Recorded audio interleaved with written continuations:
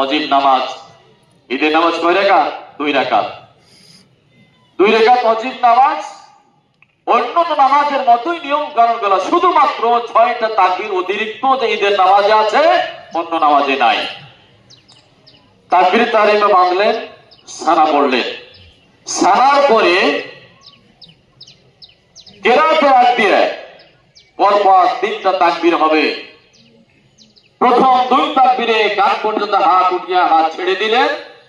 চতুর্থ তাকবীরে গিয়ে তখন কি হাত বাঁধলেন, কেরাত হলো, রুকু হলো, সিজদা হলো, দাঁড়াইলেন, আবার কেরাত হলো। এবার কেরাতের পরে দ্বিতীয় রাকাতে কেরাতের পরে রুকুতে যে ওরাক দিয়ে পরপর 4টা তাকবীর হবে। প্রথম 3 তাকবীরে হাত ছেড়ে দিবেন, চতুর্থ তাকবীরে রুকুতে চলে যাবেন। একটু খেয়াল করলে ডানে বামে তাকানো কোনো প্রয়োজন হয় না। তখন বছরে একবার নামাজ তো ভুল হওয়াটা স্বাভাবিক।